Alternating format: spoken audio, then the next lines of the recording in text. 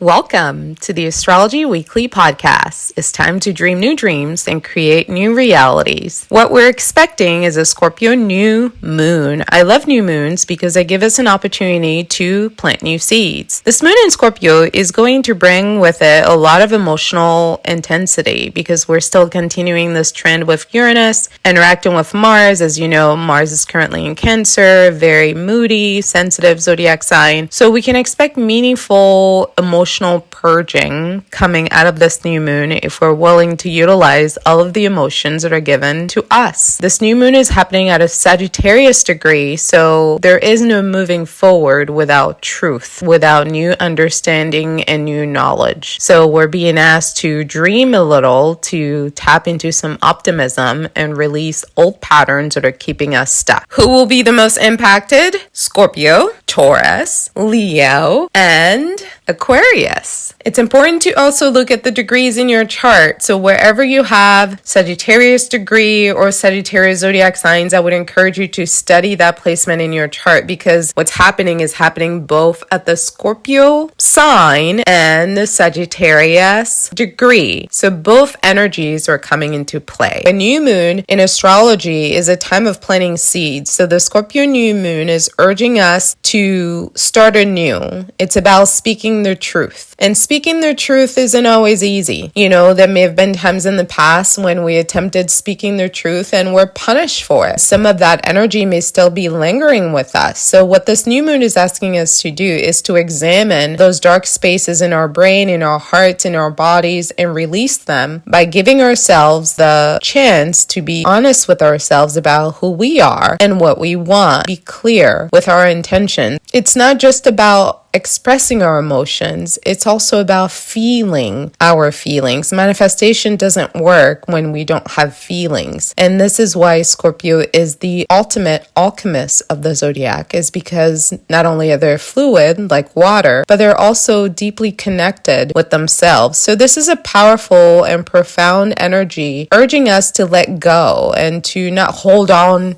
to the past and to not let anything hold us back from what it is that we desire. So if you're going through an emotionally challenging time right now, you should expect this experience to bring you deeper into an ocean of emotions, which isn't necessarily a bad thing because in order for us to have a breakthrough, we need to first be willing to break down. The Scorpio New Moon is one of the most intense and transformative times of the year in astrology. It's a time when the veil between what is conscious and what we hide from ourselves is at its thinnest. The universe is urging us to dig deep and confront our darkest fears as well as desires. Let's take a moment to think about what's been hiding in the shadows of our minds lately. What secret desires or fears? What has been nudging at you for a while that is waiting for you to acknowledge it? What is your spirit calling you to explore? As we enter the realm of Scorpio, we're invited to embark on the journey of rebirth, of shedding old skin and imagining a new life for ourselves where we're completely rebuilt, where we're a new person. This new moon is all about letting go and stepping into a newer, more raw, more authentic version of ourselves. It's a time to confront our shadow selves, to acknowledge the parts of us that we've been trying to hide or even deny or that we feel ashamed of. It's time to integrate all of our fears and all of our hopes into our conscious awareness. And this process naturally can be scary because it is intense. But with that intensity and that discomfort comes an incredible sense of liberation. As we delve deeper into this darkness, we're given the opportunity to confront the parts of ourselves that we've been trying to keep hidden. And yes, it can be painful. It's also a crucial step for growth and transformation. By acknowledging and accepting our shadow selves, we can begin begin to heal old wounds and integrate our fractured psyche into one that is healthy. We basically are choosing to say no to continuing to relive the same pain over and over and over again over multiple lifetimes. One of the most powerful themes of the Scorpio New Moon is intimacy. This isn't just about romantic intimacy, although that is certainly part of it. It's also about intimacy with ourselves. We can't love ourselves if we don't know ourselves. So this new moon is bringing into light our own perception of ourselves, our desires, our expectations of life and the world and the universe, our deepest fears, and the parts of us that we've been trying to hide even from ourselves. It's about cultivating a deeper sense of honesty and realness, authenticity, being willing to bare our souls to ourselves first,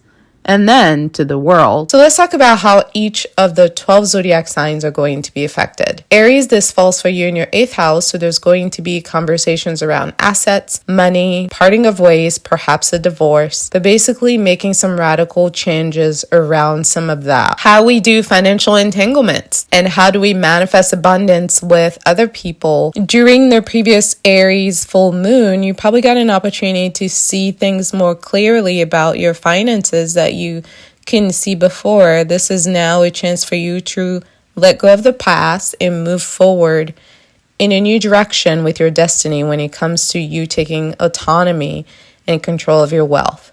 Taurus, for you, this is going to be falling into your 7th house, which is your house of marriage and partnership. Going into November, there's going to be a huge focus there for you on, personal matters and just feeling more motivated to work on things, to build a home, to build a family. It's important for you that you be clear about asking the direction that you want this family to go on. What specifically do you want out of the relationship? If you're married, which is what the 7th house rules, or if you're cohabitating like a married couple, I want you to be clear about what expectations you have in that marital contract. A lot of times, especially here in the United States, there is a fantasy of love that many people have that clouds their judgment about how relationships work. And oftentimes people forget that marriage is a contract. So it's not about love, but it's about business.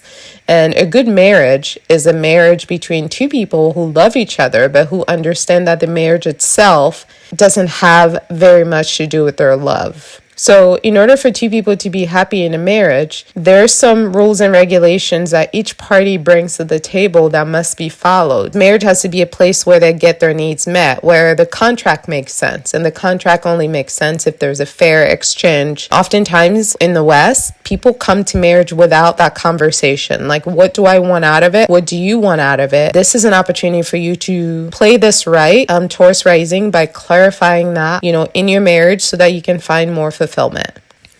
Gemini rising, this falls for you in the 6th house, which is the house of Virgo. This is a house of health, wellness, so that includes mental health, emotional health, physical health.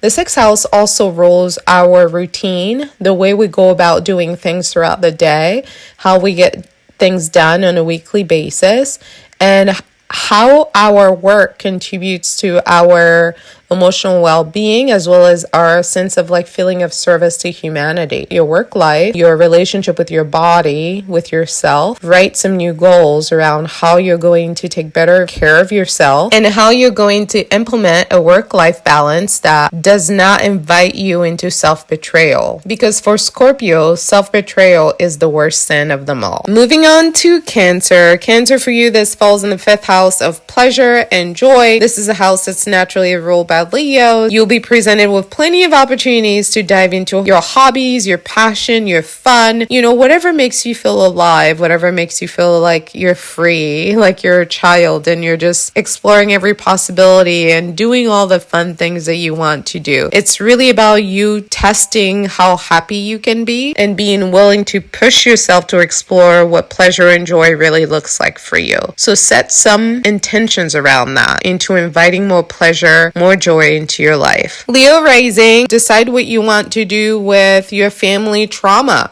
There is a lot of family history here that isn't currently being explored in terms of how you might be continuing to make life decisions that basically replay negative messages that you received as a child from your parents about who you are. Somebody in your family could also be contributing to some of this tension. So you're going to have to parse through, the fantasy of your family and the reality of your family, and you will have to make some decisions about how you want to move forward in terms of handling your relationship with your family. As for you, this falls into the 4th house. So if you come from a toxic family that relies on lies and manipulations to be able to sustain connections, and that's not a vibration that you want to live off of anymore, if you now want to live on a higher vibration and you want to work on letting go of bad habits and, restraining yourself from unhealthy ways of doing relationships, then you have to be willing to look at that darkness and explore the root of the toxicity, because none of us are made in a vacuum, and none of us live in the vacuum. So a lot of who we are is because of who we come from and where we come from. So this new moon is going to give you an opportunity to see the separateness between who you want to be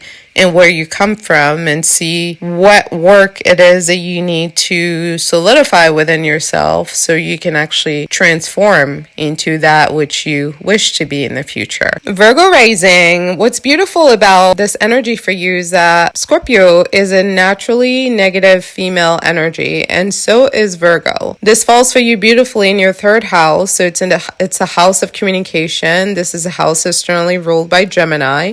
And Gemini naturally expands our world. They expand our world with information, with ways of interacting with the world, of processing information.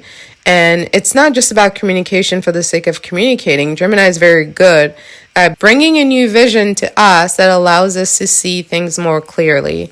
So your intuition is going to be heightened. You're going to be having more dreams. You're going to be having more aha moments. You're going to be more self-aware. I encourage you to dive deeper into studying your spirituality, getting a better understanding of you beyond the physical, also the spiritual, because what Virgo often struggles with is spirituality. And, I'm not judging.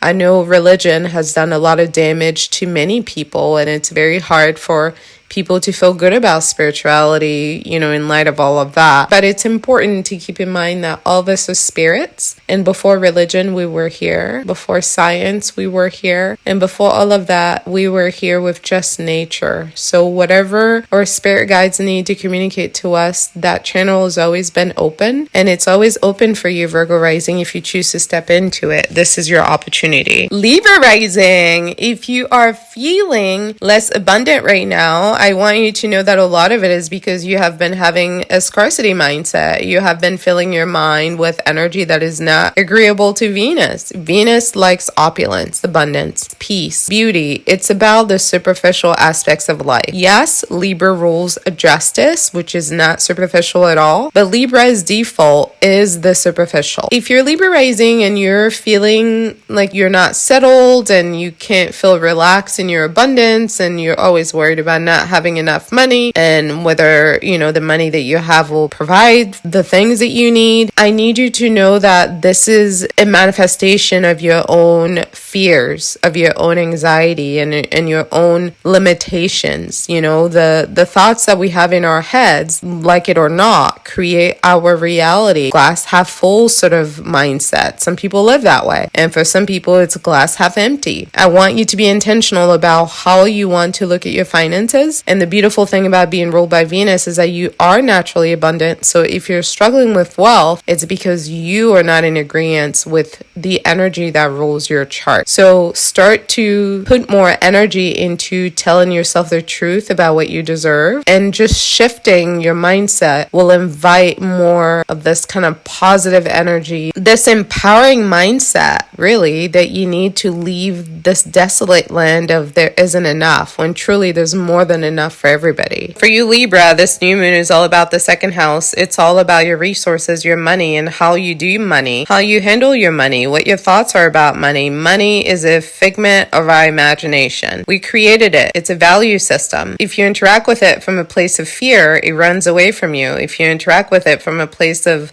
love, it loves you back. So that's essentially it. Work on removing messages that you received about money that are detrimental to you actually building financial security in your life. Scorpio rising, this is going to be hitting you the most as this falls for you in your first house. It's time for you to stop hiding. It's time for you to be yourself and own this idea of you being in the spotlight. Scorpio is just as eager to be recognized for their accomplishments as Leo, but they often play it small when they're still dealing with insecurities that make them feel as though they don't deserve. It's time for you to embrace who you are and channel who you are, the authentic version of yourself. It's time to drop the mask. You're being called to reinvent yourself, to truly let go of what no longer serves you, and to grow. And growth is painful because it requires death. Growth requires acknowledging how certain ways of coping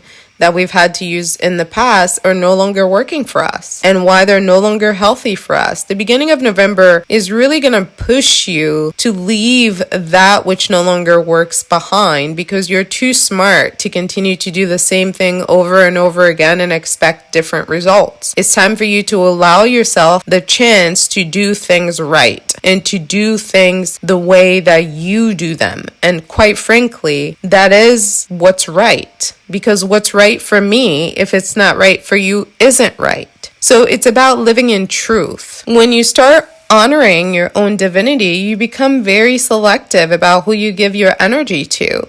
So get some new clothes, get a new haircut, get a new wardrobe, get a new makeup routine, get a new self-care routine, get a new friend group, get a new relationship. It's time to rebuild your life and start anew. Scorpio, you are the ultimate alchemist of the zodiac. You are living in the perpetual state of growth and evolution. You are the leader of the pack in this department. Whenever you stay too long somewhere that you've outgrown and you don't belong, abundance will run away from you because it's not honest. It's not true. It's not authentic. When you stay in truth and authenticity, even though it may be hard because you ruffle more feathers when you're more authentic as a human being and more honest, that's a risk we take. But what I know is that if you're willing to go on that ride, you get rewarded. You get rewarded for your pain, but you have to be willing to go through that pain so you can live a more authentic life. Moving on to Sagittarius rising.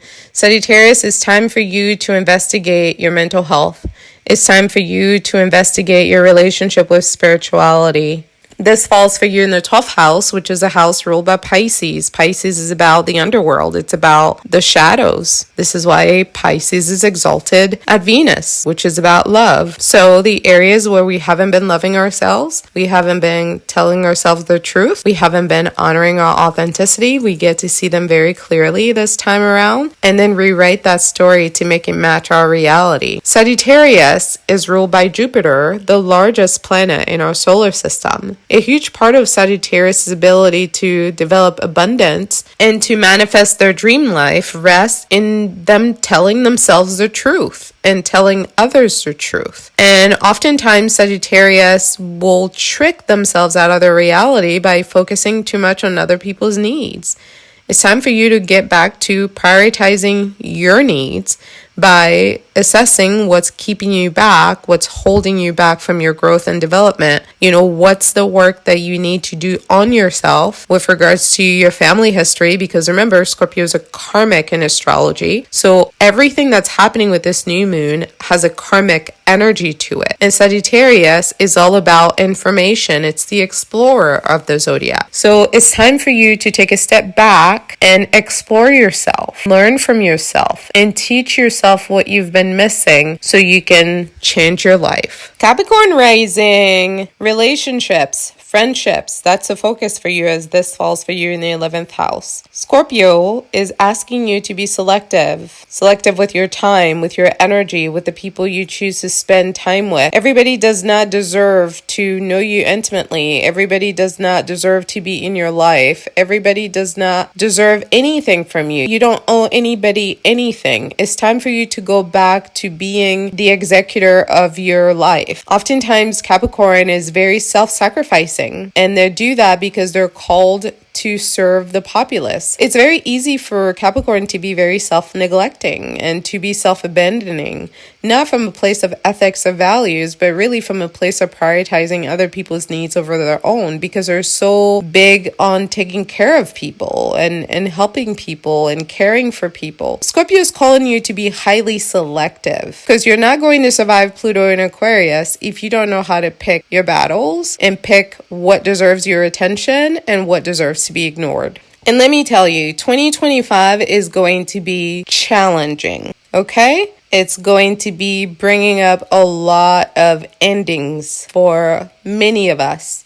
And we are not ready for that until we can get through these minor hurdles that we're going through right now as Pluto is closing out its turn into Capricorn and transitioning into Aquarius. For you, Aquarius rising, this falls in the 10th house, which is a house that's naturally led or ruled by Capricorn. The 10th house is about public image. It's about our career. It's about the impact that we're here to make on the world. You were called to serve the world in the public fashion. Professionally, you're not going to find satisfaction in life until you are working for a cause that you believe in, because that is the only reason why you incarnated on Earth. And you are set up to make a lot of great success with that. You know, over the next 20 years, you're going to be killing the game. But we're not going to get there until we can get you to actually focus on this calling and prioritizing the things that you need to prioritize in order for you to be successful and to build a legacy. It's okay to feel afraid. When we enter the unknown, it's scary because it's dark. That's what Scorpio knows, it's dark. But the darkness doesn't necessarily have to equate with something bad. The unknown doesn't have to equate with something bad. If you're going to equate it with something, why not equate it with something good, something exciting, something fun, something that brings you a lot of pleasure and satisfaction? It's time to embrace your ambition, in other words, and to utilize it to basically bring more opportunities for success in your life, as well as help other people in the process. Make a decision to live a life that is worth living. Lastly, Pisces rising, new pathways are becoming available for you. Scorpio season goes really well with your energy as a water sign. So it's going to be an opportunity for you to keep an open mind, try some new things, explore some new ways of being. It's time to go on trips. It's time to learn about a new religion. It's time to get deeper into your spirituality, philosophy, esoteric concepts. Whatever you're into that keeps you connected to the spirit realm, it's time for you to explore it further. You're being called to keep an open mind. You're being called to be more broad in your sense of consciousness, your sense of awareness, to let go of worries and to trust your gut a little bit more. It's time to fine-tune your intuition and really take the anxiety out of life by simply giving into the adventure that it is, which is that none of us know where it's going, but we wake up every day excited to be here, and we make a decision to trust that we're going somewhere good. And that is what everybody does, because guess what? Nobody knows the future, and all of us are utilizing all the tools that we have to make the very best decisions